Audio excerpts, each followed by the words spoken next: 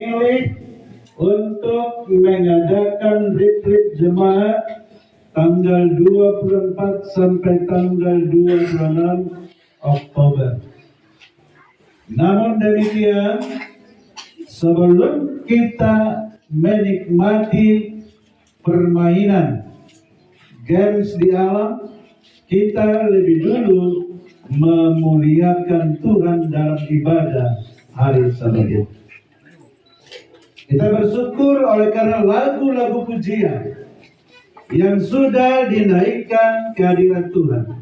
Kiranya lagu itu menyenangkan hati Tuhan dan membawa sukacita bagi masing-masing kita. Dan semoga sukacita itu akan menjadi nyata dalam kehidupan kita. Dan kita memang benar-benar umat yang bersukacita. Amin. Amin. Puji Tuhan ya. Baiklah, kita akan mendengarkan firman Tuhan ya. Kita akan mendengarkan firman Tuhan. Oleh karena masih jam 10, masih ada 2 jam lagi waktu kita untuk dengar firman Tuhan. Amin. Supaya jam 12 kita bisa Pulang. istirahat ya. Ya. Istirahat untuk menikmati makan siang. Baik. Kita hadir di sini adalah untuk menikmati berkat Tuhan lewat alam ciptaannya. Semoga kita merasakan nanti ada sumber daya yang baru yang kita temukan di alam. Sesuai dengan tema yang ada di spanduk, bersama Yesus pergi menikmati sumber daya yang baru di alam ya. Hidup di alam terbuka menyimpan potensi yang sangat besar dalam mengembangkan nilai-nilai rohani dan unsur-unsur pembangunan tabiat. Itulah sebabnya lebih mudah mendidik anak-anak desa di dalam pembentukan tabiat anak-anak ya. Karena alamnya bersih, lingkungannya sejuk, jadi pembentukan tabiatnya pun lebih mudah ya. Ternyata roh nubuat banyak memberikan pelajaran bagi umat Tuhan supaya berekreasi ya, supaya berekreasi. Apa artinya rekreasi?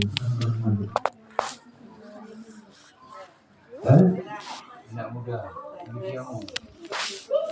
Rekreasi itu dari kata kreasi, creation ya, recreation ya, mencipta kembali, membuat suasana yang sejuk kembali ya. Roh Nubuat menyatakan di dalam amanat kepada orang muda halaman 356, banyak jenis rekreasi yang sangat bermanfaat bagi tubuh dan pikiran. Jadi rekreasi itu membawa manfaat bagi tubuh dan pikiran. Rekreasi di alam terbuka merenungkan pekerjaan alam di alam bebas sangat besar manfaatnya. Jadi kita dapat renungkan pekerjaan Allah di alam, di pantai Bulbul Balige ini ya. Karena alam bisa berbicara kepada kita walaupun tidak kedengaran suaranya seperti ayat bersahutan tadi ya. Namun alam itu dapat mendidik, mengajar kita, mengajar anak-anak kita. Kalau kita baca di dalam Mazmur 97 ayat 6, apa kata firman Tuhan? Boleh kita baca dulu Mazmur 97 ayat 6.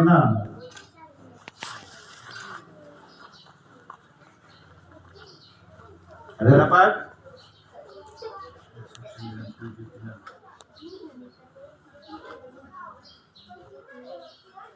Langit memberitakan keadilannya dan segala bangsa melihat kemuliaannya. Iya. Langit. Tapi kalaupun kita coba dengar, tidak ada suaranya. Tapi langit itu menceritakan apa? Keadilan Tuhan. Ya. Jadi kalau kita melihat ke langit, ya. Tadi kita menyanyi lagu Sion nomor 77. Apa itu tadi lagu kita? Ya Tuhanku. Ya Tuhanku mempesona. Iya. Aku lihat bulan bintang, matahari ciptaan itu bercerita, ya. Menceritakan kemuliaan Tuhan. Makin dekat kita dengan alam, makin dapat kita nikmati kemuliaan Tuhan. Itulah sebabnya kita perlu mengasingkan waktu kita menikmati alam. Jangan rekreasi kita suatu kegembiraan yang tidak berguna. Ada nasihatnya Nyonya ini, Rumah Tangga Aten, halaman 490. Jangan rekreasi kita suatu kegembiraan yang tidak berguna. Jangan membentuk rekreasi yang bukan-bukan atau yang sia-sia. Rekreasi itu sangatlah perlu untuk mereka yang bekerja secara jasmani, dan masih jauh lebih penting bagi mereka yang bekerja dengan otak dan pikiran. Jadi itulah sebabnya perlu program rekreasi. Jadi saya pun waktu guru pada sekolah itu selalu saya jadwalkan setiap tahun anak-anak saya bawa rekreasi, ya. Saya bawa rekreasi. Di perusahaan juga harus dibuat apa? Program rekreasi untuk memulihkan kembali semangat baru bagi para karyawan. Ya. Di halaman 492 dikatakan, rekreasi di udara terbuka merenungkan pekerjaan Allah dalam alam akan mendatangkan keuntungan. Jadi kita bukan hanya sekedar datang ke sini, sekedar hanya untuk happy-happy, tapi harus ada perenungannya. Apa perenungannya? Merenungkan bagaimana Tuhan menciptakan alam ini, bagaimana menciptakan danau ini, ya. Jadi kita harus makin dekat kepada Tuhan. Juga di dalam Rumah Tangga halaman 47 dikatakan begini, biarlah keluarga-keluarga yang tinggal di dalam kota. Kita sudah di kota, tidak di Cilebuan, kan? Kota Padang Sidempuan, ya, sudah kota. Biarlah keluarga-keluarga yang tinggal di dalam kota atau beberapa keluarga yang tinggal di sebuah desa bersatu. Cocok lagi, kan? Keluarga-keluarga yang tinggal di kota Sidempuan dengan beberapa dari desa Cicunggi bersatu mengadakan tamasya bersama-sama dan meninggalkan pekerjaan sehari-hari yang memeras tenaga fisik dan mental, pergi ke luar kota ke tepi danau. Tapi tidak ditulis di sini Danau Toba, ya. Pergi ke tepi danau yang indah atau ke hutan kecil untuk menikmati kesejukan dan pemandangan alam yang indah. Jadi sudah tidak salah pilih kita kalau kita memilih di tepi pantai danau, ya, danau yang indah. Mereka harus menyediakan makanan sederhana. Berarti jangan makanan berat, ya. Makanan sederhana yang menyehatkan, buah-buahan dan biji-bijian yang terbaik, dan melebarkan tikar di bawah tenda langit. Cocoknya aku di Batu itu, Pak. Digelar tikar di bawah tenda langit. Tanpa tenda sudah digelar tikar, kita bisa duduk, kita bisa sama berbakti, belajar memuji Tuhan, ya. Sudah cocok ini kutipan untuk kita. Nah, jadi perlu HP tutuna narik kreasi, narik return, ada orang ritik kan? Perlu itu kan? Kota yang hiruk pikuk bising, suara mobil yang tidak pernah berhenti siang malam, suara pesawat yang memecah udara, polusi udara, asap kendaraan, dan pabrik yang mencemarkan pernapasan. Sifat manusia yang saling menekan, kekejaman, kemunafikan di kota perlu ditinggalkan sementara. Jadi perlu ditinggalkan semua itu ya, yang membisingkan kesibukan yang memenatkan fisik kita ya. Tinggalkan sementara demi penyegaran dan juga kesehatan ya. Kesehatan fisik dan mental. Tentu kalau kita berada di pinggir danau seperti ini, dibanding dengan yang tinggal di kota, pasti lebih sehat paru-parunya. Jadi kita tidak heran kalau Pak Hutauruk nanti kalau sudah berhasil sawitnya akan membangun rumah di pinggir danau Tongking, ya. Jadi sudah bercita-cita membangun rumah di pinggir danau Tongking, ya, untuk kesegaran, ya. Pas roja seladang lama memancing itu dia, itu danau kan, cocok betul nih, itu dia, kan? Nah. Selanjutnya dikatakan di sini, pohon-pohon rindang sudah disiapkan oleh Tuhan. Ya. Bunga-bunga yang berwarna-warni, suara burung-burung di dahan pohon rindang, ladang-ladang yang menghijau, dan tanaman yang berbuah indah, sungai jernih yang mengalir terus. Tapi bukan sungai kotor ya. Pantai yang indah dan bersih, diikuti oleh hembusan udara bersih dan asri. Hal inilah yang akan menambah kesehatan dan membuat kita fit kembali melakukan aktivitas. Bersyukurlah kepada Tuhan. Jadi mari kita nikmati. Ini adalah anugerah. Jadi kalaupun di hutan kecil katanya, kita bisa mengambil manfaat berkat untuk kesehatan jasmani dan juga fisik kita, ya. Kita tahu bahwa dunia kita ini adalah salah satu sekolah. Ya.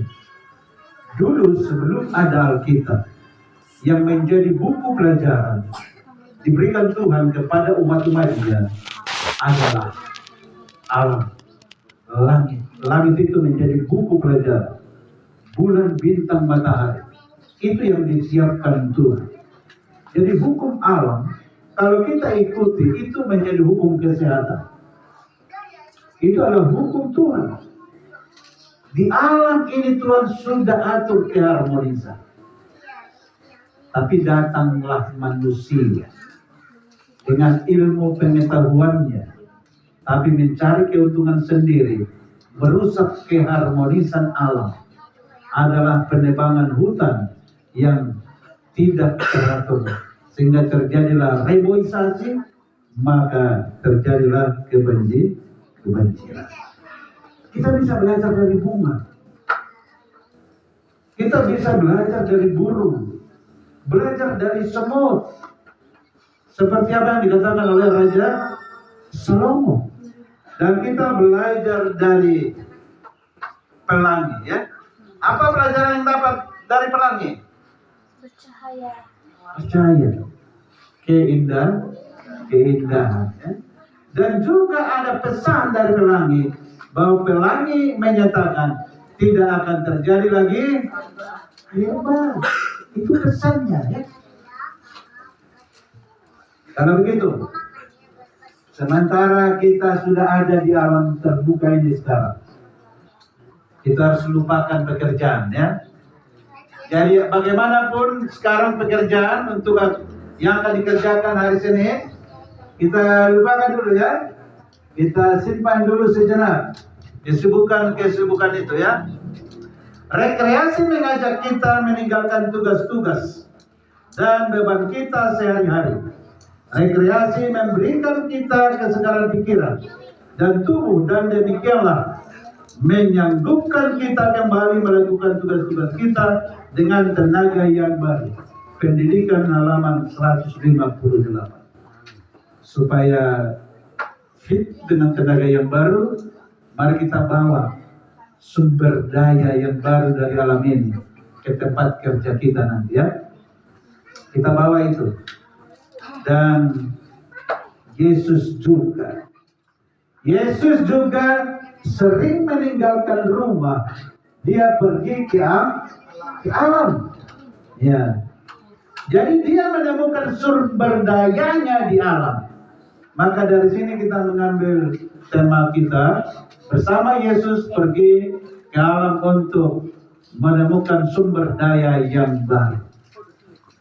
Nah, dikatakan di Desire of Ages halaman 70, Roh Kudus katakan begini. Sejak awal hidupnya, Yesus memiliki suatu tujuan. Dia hidup untuk memberkati orang lain. Untuk ini ia menemukan sumber dayanya di alam. Luar biasa. Ternyata Roh Kudus menyatakan Yesus menemukan sumber dayanya di alam. Jadi tidak heran kalau Yesus sering pergi ke alam, ya, pergi ke alam. Apakah dia sendirian? Apakah dia bersama dengan muridnya? Di sana ia berusaha memahami segala perkara. Tugas-tugas berat yang disampaikan Bapa kepadanya, di sana dia renung-renungkan. Di alam yang indah. Setiap anak dapat memperoleh pengetahuan sebagaimana diperoleh oleh Yesus. Kalau Yesus mendapatkan sumber dayanya di alam, di bawah pohon, di tepi danau, ya, maka semua anak-anak boleh memperoleh sumber daya itu supaya pikiran jernih. Kotor dengan otak tahun, baru kotor dengan otak tahun, kotor otak tidak danau. Bahasa kotor. Alani HP. Kotor. Jadi aturan natabekan dengan perjanjian selama di tempat rekreasi jangan pakai HP dulu ya. Jangan pakai HP. Iya. Supaya jernih dulu alam ini, menyegarkan pikiran kita kan. Iya. Supaya benar-benar kita nikmati. Jangan pulang, kita sudah sama-sama di tepi pantai nanti, ya. Sementara waktu itu adalah untuk games bermain, tapi kita sendirian buka-buka apalagi TikTok, kan? Ya. Jadi bukan membersihkan, tetap apa? Jadi kita pakailah HP itu untuk foto-foto yang indah dulu ya. Merekam yang indah. Itu dia kan? Sebab Yesus suka sekali berada di alam. Tujuannya tadi untuk apa? Mengambil sumber daya alam. Kita baca dulu sebagai ayat inti kita hari ini, Markus 6 ayat 31. Markus 6 ayat 31, apa kata firman Tuhan? Ada yang bisa membaca? Lalu ia berkata kepada mereka, marilah ke tempat yang sunyi, supaya kita sendirian dan beristirahat seketika. Marilah kita kemana? Tempat yang sunyi, artinya jauh dari kebisingan kota. Supaya kita sendirian. Ini perlu dibahas ini. Kita sendirian. Anggota Uboto sendirian salah dong. Tapi ini kita sendirian. Apa maksudnya? Asa holan nasida, Pak. Unang adong na Kita be pola kita mah udah ngadong nasi gitu. Jadi kita sekarang sudah sendirian ini kan? Kita sendirian umat gereja Masehi Penerus ke-7 sedang menikmati keindahan alam. Kita beristirahat seketika untuk meninggalkan kebisingan kota, meninggalkan kesibukan pekerjaan kita, ya. Ada yang mungkin hari Senin mulai manusia itu kegiatan nasional, terjadi lagi kesibukan. Tapi dengan kesegaran yang kita dapatkan, kita tidak jenuh lagi untuk menghadapi, ya. Kita bayangkan, apalagi orang yang bekerja dengan otak. Kalau bekerja dengan tenaga itu masih lumayan, kan? Orang bekerja dengan otak itu, orang bekerja dengan komputer, dengan matematika terus pekerjaannya, itu otak harus dijernihkan dengan alam. Iya. Jadi para guru juga perlu dijernihkan. Makanya ada program retreat piknik anak-anak sekolah, ya. Dalam cuaca yang menyenangkan, biarlah orang tua berjalan bersama anak-anak di ladang dan hutan kecil di tengah keindahan alam, menceritakan kepada mereka alasan dijadikannya hari Sabat. Wah, ini satu ketukan indah ini kepada orang tua. Kalau tidak ada waktu seperti ini, bawa anak-anak itu katanya ke ladang hutan kecil, terangkan bagaimana pentingnya Tuhan menciptakan hari Sabat. Perlu belajar dari alam. Apa yang kita dapatkan dari alam?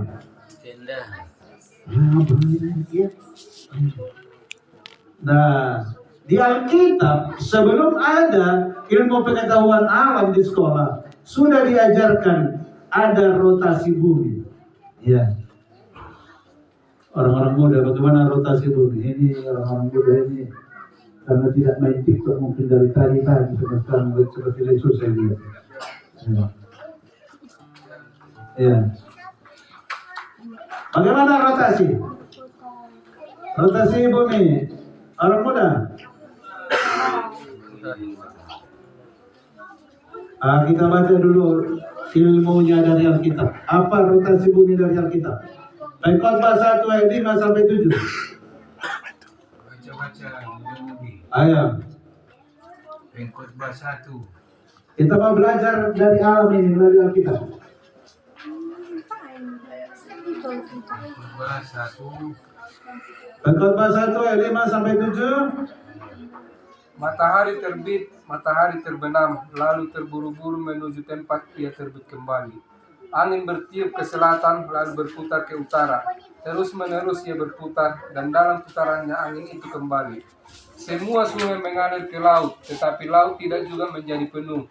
Kemana sungai mengalir, ke situ sungai mengalir selalu. Ini ilmu pengetahuan ini. Kita coba belajar, ya. Di ayat 5. Matahari terbit, matahari lalu terburu-buru menuju tempat ia terbit kembali. Dari mana dia terbit? Dia terus, kita lihat dia berjalan sampai ke matahari terbenam. Lalu dia terburu-buru lagi, balik lagi ke tempat dia terbit. Jadi di sini sudah diajarkan rotasi. Jadi kalau kita melihat seperti matahari itu yang berjalan mengelilingi bumi, padahal bumi yang berputar mengelilingi matahari. Ya, jadi sudah diajarkan dulu rotasi bumi itu disebut geosentris, ya. Geosentris artinya apa? Bumi sebagai pusat, matahari yang mengelilingi, ya. Tapi sekarang sudah ditemukan ilmu yang sebenarnya adalah heliosentris, matahari sebagai pusat. Oke. Di ayat 6 ini siklus angin. Di ayat 6 tadi angin bertiup ke selatan lalu berputar ke utara, terus menerus ia berputar dan dalam putarannya angin itu kembali, ya. Sehingga itu dia doang yang mati, memang manusia sana kini. Itu dia ujungnya naik. Dia berputar, berkeliling, datang lagi, kan? Ternyata Alkitab sudah menjelaskan bahwa arah angin atau siklus perputaran angin Tuhan yang mengatur, ya. Tuhan yang mengatur. Jadi tidak heran kalau terjadi angin kencang di laut Danau Galilea, Tuhan bisa stop, ya. Kalau kita baca di Markus 4, ya. Markus 4 ayat 37, lalu mengapuklah taupan yang sangat dahsyat dan ombak menyembur masuk ke dalam perahu, sehingga perahu itu mulai penuh dengan ayat 38. Pada waktu itu Yesus sedang tidur di buritan di sebuah tilam, maka murid-muridnya membangunkan dia dan berkata kepada Guru, engkau tidak peduli kalau kita binasa? Tapi apa jawabnya? Dia pun bangun menghentikan itu dan berkata kepada danau, diam, tenanglah. Lalu angin itu reda dan danau itu pun menjadi teduh sekali. Jadi benar bahwa Tuhanlah yang mengatur siklus angin bertiup ke selatan, lalu berputar ke utara dan kembali kepada putarannya. Ternyata itu adalah ketentuan oleh kuasa Tuhan. Ya. Ketika dikatakan diam, angin itu pun diam. Tenanglah, danau itu pun tenang. Tidak ada lagi badai topan dan gelombang laut. George Hadley abad ke-17 menemukan gerakan udara dari kutub ke khatulistiwa. Nah, kalau di Indonesia, angin yang terkenal angin apa? Putih beliung. Angin Bahorok. angin dulu katanya.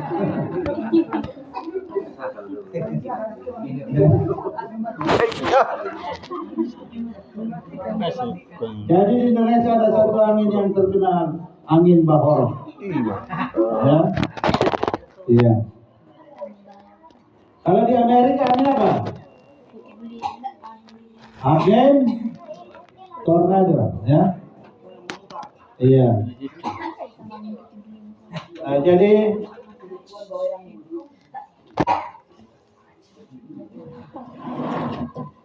kalau angin berstop, angin ini gimana kira-kira? Panas ya. Jadi begitu angin berhembus, kita harus bersyukur kepada Tuhan. Butuh angin, butuh air, minta sama Tuhan. Ya. Karena air dan angin adalah sumber kehidupan kita. Ya. Jadi siklus air tadi, semua sungai mengalir ke laut. Dari sumbernya ke sungai, sungai ke laut. Nah, tapi laut tidak juga menjadi penuh. Iya. Nah, di atas lagi. Airnya. Kemana sungai mengalir, ke situ sungai mengalir selalu. Tapi laut tidak menjadi penuh. Kenapa? Karena laut menguap. Nah, ini sudah mulai makin pintar ini siapa? Si Messi ini ya. Siklus air, oke? Jadi sesuai dengan ilmu hidrologi modern, bahwa air sungai selalu mengalir ke permukaan yang lebih rendah. Maka datanglah orang membuat pembangkit listrik tenaga air. Maka dibangunlah dinamo yang bisa menghasilkan arus, ya. Kita sebutlah itu PLTA. Alkitab sudah tahu sebelum para ilmuwan menemukan, ya. Alkitab sudah tahu. Nah, kita coba melihat bagaimana air laut tidak penuh-penuh. Kita baca dulu Mazmur 135 ayat 7. Mazmur 135 ayat 7.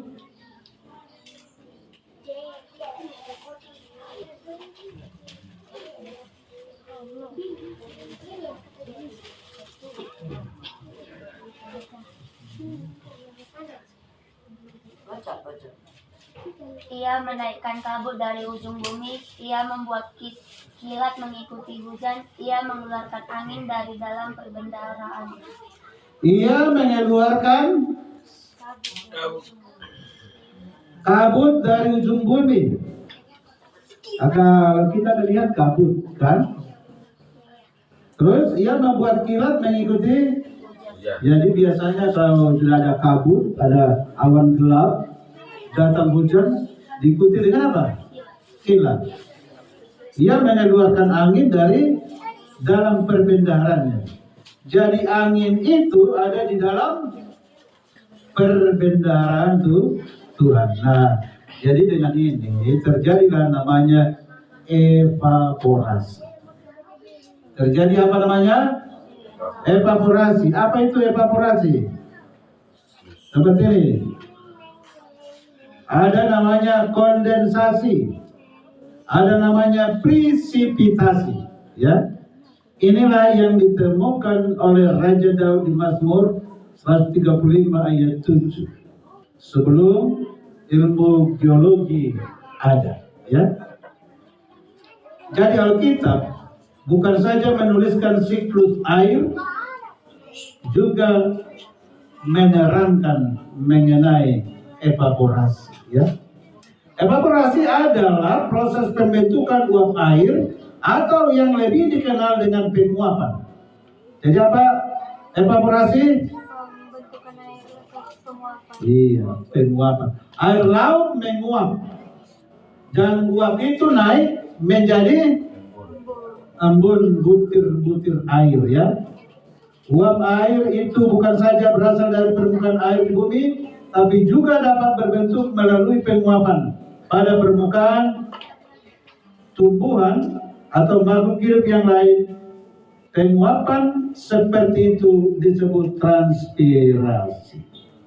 Jadi laut menguap, danau menguap, tumbuh-tumbuhan juga menguap. Itu menjadi butir-butir air yang naik ke atas, dan itu mengalami suatu proses lagi pendinginan, itu akan bisa menjadi curah hujan. Jadi Alkitab sudah kasih tahu. Ya, sudah ada dikasih tahu. Uap air yang terangkat lewat evaporasi dan transpirasi itu akan menjadi bagian awan. Bila mana uap air dan awan itu mencapai temperatur yang cukup rendah serta melampaui titik jenuh, akan mengalami kondensasi. Apa kondensasi? Perubahan uap air tadi menjadi air. Itulah yang akan menjadi curah hujan, ya. Dari uap air menjadi bintik-bintik air, maka terjadilah hujan. Nah, ini yang dimaksudkan firman Tuhan di Ayub 26 ayat 8. Apa Ayub 26 ayat 8? Boleh dibaca?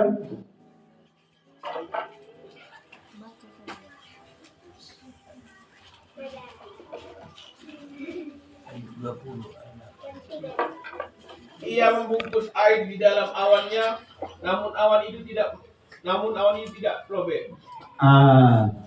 Ia membungkus, siapa ia? Tuhan membungkus air di dalam awannya, namun awan itu tidak robek. Sekitar 12 tahun yang lalu saya pelajari ayat ini. Saya temukan ada satu ilmu di sini. Ketika anggota PA Batammas sudah siap mau berangkat ke perkemahan, tapi awan gelap di atas, maka mereka sudah merasakan tidak jadi berangkat. Lalu ketika saya perhatikan awan gelap itu sedang dibungkus.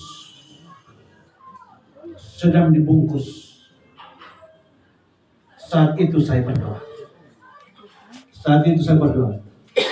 Tuhan, saya melihat bahwa di atas sudah ada air yang Engkau bungkus. Tuhan tolong pindahkan air ini ke tempat lain supaya di tempat lain tercurah hujan. Ketika selesai berdoa, anggota PA pun mulai heran bahwa awan yang terbungkus itu bergeser.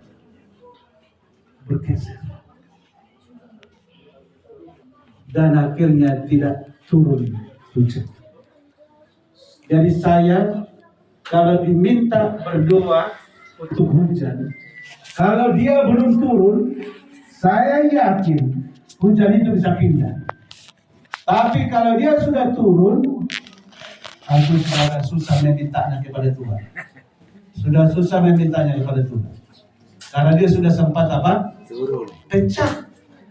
Tadinya dia dibungkus, ya, dia dibungkus oleh kuasa Tuhan. Ketika dia pecah, sudah susah. Namun tidak salah juga kita minta. Tidak usah minta dihentikan. Hujan itu diturunkan, ada rencana Tuhan. Tidak usah minta supaya itu dihentikan, tapi mintalah supaya Tangguhkan. dipindahkan ke tempat lain. Ya. Saya sering sekali berdoa, Tuhan, tolong pindahkan hujan ini ke tempat lain. Dan ternyata Tuhan kabulkan. Ya. Ketika satu kali kami sedang mengantarkan uang perpuluhan dari jemaat Poros, tapi banknya di Bagan Batu. Hujan sudah gelap, tapi kami sudah jalan. Bagaimana kita, di mana kita berhenti? Tidak usah berhenti, jalan terus. Kita berdoa, Tuhan, kami sedang bawa uangmu untuk mengirimkannya ke kantor daerah. Tolong jagai kami. Kami sudah tahu bahwa ini akan hujan, tapi oleh karena Tuhan di depan, Tuhan di belakang kami, hujan ini tidak akan mengenai kami. Begitu kami terus jalan, terus ini naik sepeda motor, gas terus. Tidak ada hujan, tapi saat kami lihat sudah hujan di depan. Buktinya jalan sudah bang, jalan sudah penuh air, tapi kami gas terus. Sepertinya kita tidak ada hujan ya. Rupanya hujan itu terus lari. Secepat sepeda motor itu, secepat itu hujan itu juga lari. Jadi kita perlu belajar dari alam untuk meminta kepada Tuhan, ya.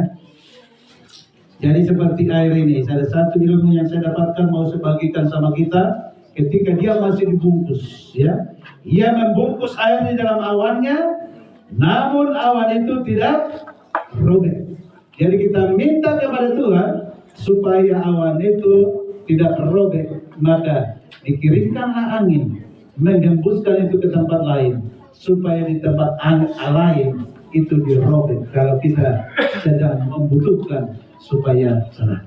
Tapi ketika kita meminta hujan, mintalah Tuhan robeklah.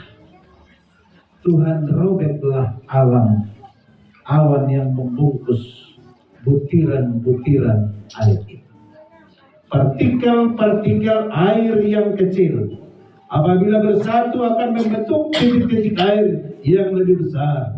Titik-titik air yang semakin besar itu bertambah berat sehingga melebihi tekanan udara.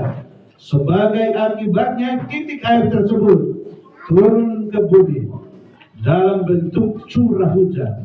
Inilah yang disebut presipitasi. Itulah sudah dituliskan di dalam Alkitab. Ayub 36 ayat 27. Ia menarik ke atas titik-titik air dan menekatkan kabut menjadi hujan. Oh, sebelum kita pelajari mengenai ilmu alam presipitasi, Alkitab sudah mengajarkannya. Cuma orang terlambat mempelajarinya. Banyak ilmu alam di Alkitab yang sudah disampaikan Tuhan, tapi belum ditemukan oleh orang banyak.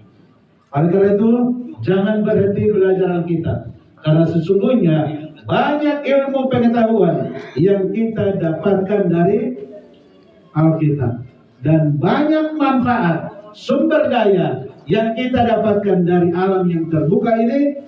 Maka mari kita berlomba mengambil sumber daya itu bersama Yesus, karena Yesus pun menemukan sumber dayanya di alam. Itulah sebabnya dia sering berdoa di alam terbuka bersama muridnya, dia bawa ke alam terbuka. Untuk itu Bapak Ibu Saudara yang dikasihi Tuhan, hari ini di retreat kita Oktober 2025 ini, Jemaat Padang Sidempuan banyak mengambil manfaat dari retreat, ya. Kita sudah mulai menghirup saudara-saudara di sini. Mari kita dekatkan hubungan kita dengan Tuhan.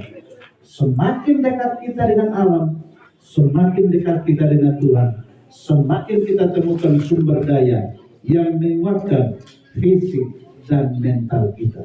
Semoga pulang dari sini hubungan kita semakin dekat dengan Tuhan, maka sumber daya yang kita bicarakan dari tadi itu akan boleh kita bawa pulang, maka hidup kita semakin berbahagia.